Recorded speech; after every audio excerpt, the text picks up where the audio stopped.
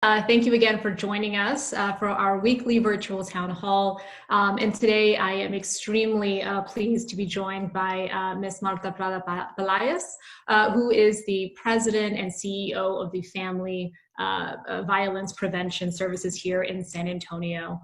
Again, I hope you and your families are safe and healthy during this time. And today we're going to talk about an issue that unfortunately just does not get a lot of attention, but during this time has unfortunately come to the forefront. When we look at the statistics in terms of domestic violence, according to the National Coalition Against Domestic Violence, every minute, approximately 20 people in the country experience physical violence at the hands of an intimate partner. So over the course of a year, that's 10 million men and women that experience violence, physical violence at the hands of an intimate partner in this country. And so it's something that affects every day, not only the people being affected, but as well as the children in the home. And we'll talk about that today. As we are being asked to stay at home in the interest of public safety, this has been a real challenge for families, for our law enforcement officials, for our advocates, as well as those that are unfortunately on the front lines of addressing domestic violence in our communities. So again, I'm very honored to be joined by Marta, who has been leading this organization here in San Antonio for over 20 years. And it should be noted, this is an organization that not only serves the San Antonio and Bexar County community, but all throughout. Texas's 23rd congressional district runs from San Antonio to El Paso, south to Eagle Pass, Del Rio, 800 miles of border. And I can tell you, in many of these counties, many of these communities, there are not the resources that we have here in San Antonio, and of which Marta leads. So I'm very honored that she's with us, because she serves a big part of this district beyond, outside of San Antonio and Bexar County. So Marta, thank you for your leadership, being with us today. And we're going to jump right into the questions that people have asked about this issue, how they can be helpful. And as there are some varying reports of what we're seeing, some are saying we're seeing a spike, some saying we're seeing not as much as we've previously seen. So really look forward to your leadership and expertise on this issue.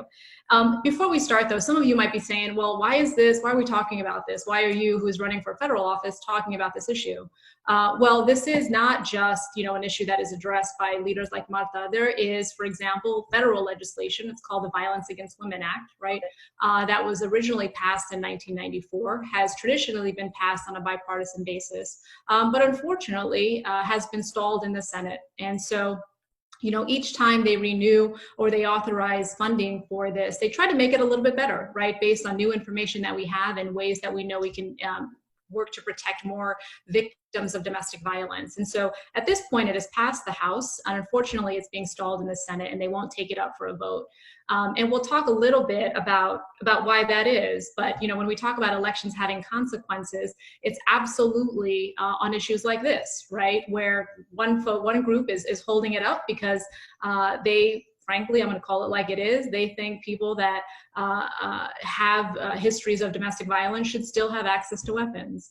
I don't believe that, right? I think we should close the boyfriend loophole, which is the key the differing point between those two bills, that the versions that are being looked at now. So Marta, before we start into this, I want to just help people understand, because I think there might be some differing understandings of what actually constitutes domestic violence. And unfortunately, somebody may actually be experiencing now and not think that it meets the threshold, and then might not be able to partake in the services that you provide. So can you help us understand with a common definition of what domestic violence encompasses? Absolutely, Gina. Thank you very much for your interest and for inviting me to participate in this conversation. And before I jump into answering your question, which I think is a wonderful place to start, I want to send my prayers and my thoughts to any child who may have lost a mother or a grandmother to COVID. During the last month and a half that we've been experiencing these circumstances. So I just wanted to say that. Absolutely, we all need to understand domestic violence in the same way. And even though there may be variations of what I am going to say, it essentially is one and the same. domestic violence is a progressive pattern of controlling behaviors in a relationship, where one member of that relationship is inflicting power and control on the other one through emotional, psychological, physical, financial, sexual means. Two elements are critically important in that definition. That is pattern and progressive. People cannot change the abuser. Victims fall prey to further abuse by staying in an abusive relationship because they want to reinvent themselves. They want to lose weight, gain weight, let their hair grow, cut their hair, do this, do that, learn how to cook, be better wives according to whatever definition they think that means, in the hope and belief that they can change the abuser. Domestic violence is progressive. The best friend of the abuser is the denial of the victim. Pattern. It does not begin, domestic violence does not begin with someone putting a gun to their heads. That's not how it begins. It may be the end of the cycle, sadly, for that victim, but that's not how it begins. It begins in very subtle ways. Name calling, put down, denigrations to the self-esteem, asking for things that are impossible to fulfill, showing this displeasing with things that she continues to try to please him, and then when she gets to the target, then the target is moved away from her. So again, progressive and pattern are two important concepts in that definition. Wonderful. Thank you, Marta.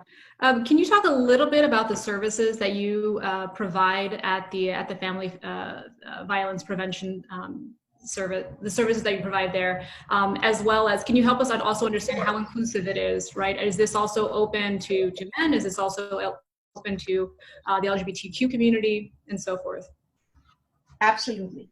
So Family Violence Prevention Services is a private nonprofit umbrella under which several residential and non-residential programs reside to provide services to the victims of domestic violence, namely the emergency shelter program and the transitional housing programs are the residential ones, and counseling for children, for adults, services, interventional services for the perpetrators, public policy efforts, services to the military, substance abuse intervention, are some of the non-residential programs.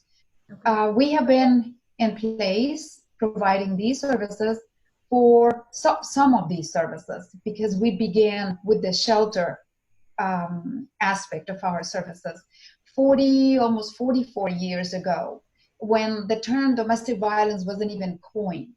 1977, there were shelters opening doors throughout the nation, and we were, I believe, the 10th shelter that opened.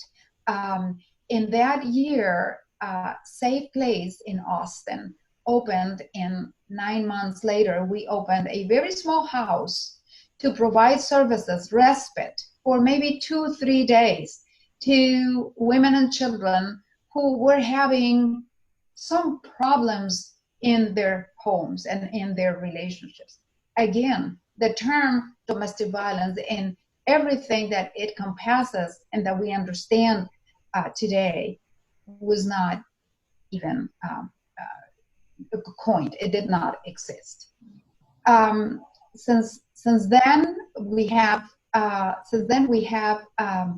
been developing programs around what we have learned from the very victims to make sure that we address as many needs as we possibly can in a comprehensive manner. There is no band-aid approach to the impact that domestic violence brings to a mother and their children and her children. Namely, legal services. We find that the fastest, most approachable solution is found in the law. There is a lot of damage in the psychological well-being of victims, emotional well-being of victims, the health of the victims, the financial integrity and capabilities of victims. Those take longer to put in place and to bring all of those to a place of resolution so that the victim can be independent and self-sufficient. But the law does something that no other service does, and that is it attempts to, in a just way, address the responsibility and accountability that the perpetrator has, and it provides a protective order, for example. It provides some legal solutions and options for the victim that begin to resolve matters for her. Right. And I understand you've been a leader in particular on calling for, in times of emergencies like this, that require shelter in place, much greater punitive actions against perpetrators. Frankly, I appreciate your leadership on that, because those that would take advantage of the most vulnerable emergencies like this absolutely should be held accountable. We have seen differing reports, right? We initially saw a spike in the reports of domestic violence in our community, and now we've seen it drop off. So what do you think? Can you help us understand what you think is going on as a result of those numbers? The chief of police, William McManus, clarified that for us maybe a couple of days ago, when he said that there has been an increase in the number of calls, domestic violence calls made to the police between the beginning of COVID and perhaps 2 weeks ago. There was a spike. What we have seen in the shelter and all of our other services that continue to provide services, sometimes, and some of them virtually and over the telephone. But at the shelter, namely, we have seen a drop in the number of calls that are made to our hotline. I see that as a confirmation of the fact that the very strategy that has been put in place to keep us safe, healthy, wise, to keep us not infected and free of COVID, by having stay-at-home orders, has created a situation for victims of domestic violence where the victim finds herself trapped, isolated, and without the possibility to reach out for help. So while the police has seen an increase in the number of calls made to them, we have seen a decrease in the number of people that are accessing the shelter. Mm-hmm. Again, we think that that is due to the fact that the victim cannot, under the present circumstances of isolation, make that critically needed phone call to ask for help. So are there other ways in which a victim or somebody experiencing domestic violence could reach out? Are there other ways in which they could contact your team? I very much appreciate the opportunity to tell the audience here today that victims can text 911. So if they have access to a cell phone, they can simply text 911. and there will be a response, an immediate response sent to the phone, giving further information on what to do. 80% of the victims of domestic violence that call the police are transported by the police to the shelter. And we have this agreement and very open and close relationship with the Chief of Police and San Antonio Police Department. Any victim that is brought to the shelter by the police, there are no questions asked. She is automatically brought in, doors open, and she begins the emergency crisis program from that point on. Are there questions about somebody's immigration status as part of that? Because I know that would potentially deter people from seeking these services. And that is one factor that the abuser uses to continue to threaten that victim by saying something like, okay, call the police and I will have you deported. Let me just say, I say this repeatedly. There is one very important question that we do not ask any victim that comes to the shelter. That is, are you a properly documented person or are you an undocumented person? We are blind to whatever the answer may be. We don't even ask it. We don't have any records of who is documented or who is not. Right. Right, and we see, especially in these emergency times, the ways in which, frankly, scaring vulnerable communities has made them less willing to trust those that they in fact should be able to trust when they are hurting the victim of domestic violence and so forth. So unfortunately, whether you talk about some of the investments that we need to make in our community, but also the types of leaders that our community has to have so that people can have trust that they're going to be taken care of, right? First and foremost, number one responsibility is keeping everyone in the country safe and safe. Our vote needs to be used very responsibly. We need to know who it is that we are voting for, because whatever that person is supporting is very important to communities. It's very important to the individuals in that community. Domestic violence, for example. Domestic violence will touch everyone in a community over the lifespan of that person, at least once. 1 person in 3 is impacted by domestic violence. So if you think of who's sitting next to you and you count 3 people, that is a lot of people. And ultimately, when the community is impacted, it's going to impact you as a member of that community. Oh, absolutely. What has it been like for domestic violence survivors who need to get legal help, right? But just based on what's happening now, it's very hard for them to get, for example, even just a protection order, which we know is so critical and has dramatic effects on their ability to just be safe. So can you talk a little bit about how your staff is continuing to help with that? And what to help manage people's expectations? Because I think, as we were preparing for this, one of the issues in when we're seeing the decline in people reaching out is people are uncertain of what will or will not be addressed at this time, just given all the other restrictions in place. So can you talk a little bit about the legal aid that you're still providing to victims of domestic violence? Family Violence Prevention Services, because of the nature of its life-saving mission, is a first responder in the community.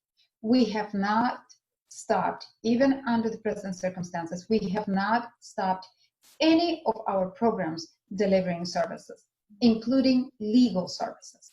So we have a legal team that provides those legal services, important legal services, to the victims of domestic violence, whether they are in the shelter or not. I think, can you hear me? Yeah, absolutely. Okay, so I'll continue to talk even though I have a dark screen in front of me. So it is very important that people know and understand that even under these very uncertain circumstances, we continue to provide those life-saving services, including legal services. We do protective orders, we do divorces, we take care of custody matters, we take care of evictions that should not be happening at this time, and every other legal issue that a person may find herself in need of.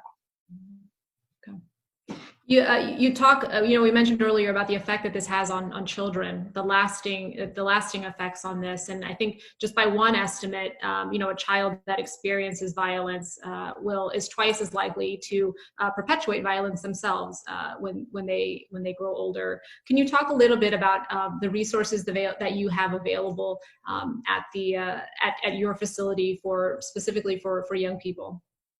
I'll be very happy, Gina. Domestic violence and child abuse coexist. I have been saying that for many years now. The name of the shelter previously, before my time, was Battered Women's Shelter. Some people may remember that. I came in and I changed the name of the shelter to Battered Women and Children's Shelter, because it was very important to emphasize, if nothing else but the name, that domestic violence and child abuse coexist. When there is the one, there is the other. At any time when people ask me, what is the ratio adult to child, I say, at any time I can comfortably say 2/3 of the population that we serve are always children. That means that the majority of the victims of domestic violence are not women, are of course not men, even though some men are abused, but they are children. That is a very sad and concerning affirmation, because when you look at a community and the possibility for dealing with an issue as impactful and as important as domestic violence, and you know that our demographic is a mother of 36 years comes to the shelter with 3 children, ages 11, 8, and 6 months. If attention is not given to the fact that the children are not spectators, but they are direct victims of the violence in their homes, we then understand why the incidence of domestic violence in a community will grow exponentially by at least a factor of 3 in a given year. Again, a mother comes with 3 children who have been exposed to domestic violence. Those children are learning on a daily basis all of the messages and cues that they are receiving from their parents or their guardians, those important adults in their lives. If they are representing to them that one of them is a victim and the other one is the victimizer, those are the cues that they're learning. So little girls will grow up to understand their place in society, and so will little boys. It is a sad admission, but at the same time, it gives us the cues and the signals to move as parents to provide the education and to have important conversations with our children to make sure that the generational violence is addressed at every home. Right. And, to go back to the Violence Against Women Act, and I think that act is so important because it actually provides resources to needed, exactly as you point out, right? Some of this is based on education, what do safe relationships look like? What do healthy relationships look like? Much of the funding as a result of that act would have allowed for some of the exact important initiatives that you're discussing. One of the other important pieces when we talk about domestic violence is the connection to gun violence. We know that domestic violence plus a gun in the home means a woman is at least 5 times more likely to be shot and killed by an intimate partner. So for those that are in a home now that is experiencing domestic violence, Marta, as well as, in a home with firearms, but he or she is not yet ready to leave. Do you have any recommendations for those families that they could take to keep themselves as safe as possible during this time? I have my very particular and personal views on guns in general, but let me just say, Gina, that since 753 BC, and I am not exaggerating, that was the time when it has been said that Romulus tried to standardize the way in which women would have to be beaten because they were the property of the husband alongside with the children. So since 753, we have been struggling with regulating the kind of gun that will ultimately kill someone. I have given a lot of time to studying the history of the movement, and so I went as far as 753 BC, but it doesn't. I can't stop but being in awe that we are still without a sound gun policy in place that would alleviate nations, communities, homes knowingly from domestic violence. 72% of the 28 fatalities that we saw in San Antonio were shot with a gun, were shot. We don't seem to learn any lessons. That is concerning, is aggravating, and it is disappointing. So for every new season, political season, that brings the opportunity to address that very important issue,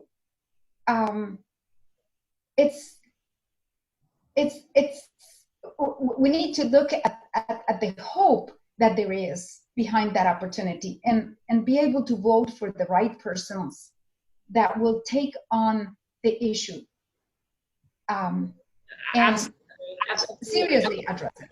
Yeah, absolutely. This is, when you look at who, again, is behind why the Violence Against Women Act has not had a vote in the Senate. It's this very simple provision that I think most Americans would agree needs to be supported, which is currently if somebody is convicted of domestic abuse, they can lose access to their firearm under only 3 conditions. One, if they have a child with the person that is the victim of domestic violence, if they're married to that person, or if they live with them. But you and I know that there are a lot of relationships that fall outside of that, and a lot of relationships, unfortunately, that are experiencing domestic violence. I think half of the I think I lost the statistic in front of me, but a large percentage of the instances of domestic violence happen, again, via in relationships where they're not married, hence the boyfriend loophole. But it's the gun lobby, right? To be very clear, that is behind holding up that bill.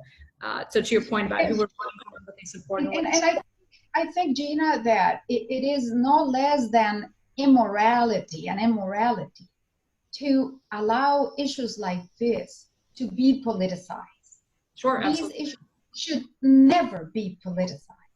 We would never ask a victim that comes on a Saturday, 2:00 in the morning with that 6-month-old baby in her arms and the other 2 little ones, scared, horrified, with perhaps a torn nightgown. She's wearing a torn nightgown, carrying a black bag, a garbage bag with everything that she possesses in her life in that bag, if at all.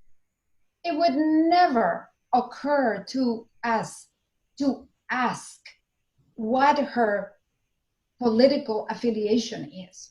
Absolutely. Or it would never occur to us to deny services because she is affiliated with this or that other section of the political spectrum. It is immoral, is unthinkable. VAWA had always been reauthorized. VAWA brings, it allocates resources to help shelters throughout the nation to provide these life-saving services so that we can maintain our hotlines open, so that we can provide legal services, counseling, case management, to have educational services for the little ones, for the women, to have housing programs for the women, to bring them to a place of independence and self-sufficiency so that they can become productive members of society instead of having to succumb to spending the rest of their lives rotating through homeless shelter to homeless shelter. Those are the things that VAWA would bring to programs like ours, and not recertifying it is immoral. It really is. Marta, we are coming up on the end of our time. I again really appreciate your time and your thoughtful responses. We've just got 2 questions left. The question that when we put this out, the question that we got repeatedly in various forms was, how can we help someone who doesn't want to ask for help? Right? You must get this question often. And so if you're a family member or if you're a friend and you're unfortunately watching this happen, what advice do you have to those folks? Gina, domestic violence is a very difficult subject because it is so personal and so intimate for the victim. It brings guilt, it brings embarrassment. So it is not something that you can very easily say, I am glad you're telling me this. I'm going to make the phone call right away. It's not that way. It's very complex. But rest assured, if you have a friend that is in an abusive relationship, when that person hears that you have noticed something, that you are offering the number of the shelter for her to call the hotline, or you're telling her, please call the police. There is no need for you to continue to be abused. If someone tells you, think of the children, even though that person may appear to reject or to not listen to or to dismiss your comments, she has hurt you. She has hurt you. So especially these times when you may know that you have a friend who is being abused or may be in an abusive situation, do call her, check on her, let her know that you are there in case she needs to. Some, if not many of the phone calls that we have received during this COVID period in our hotline has been from family members and neighbors that have called. And the police will tell you the same thing. And our last question, Marta, thank you again for your time, is how can we help you? How can we help and ensure, we read that once the economy starts opening up again, society starts opening up again, that shelters like yours will likely see a large spike and a large surge in need. So how can we help you prepare for that? Thank you very much. Other than the very important monetary contributions of any size that allows us to not think twice whether this woman needs to be put on a bus and sent outside of the community because the abuser has found her, or provide scholarships for others. We, just by virtue of listening here, our audience now has become ambassadors of ours.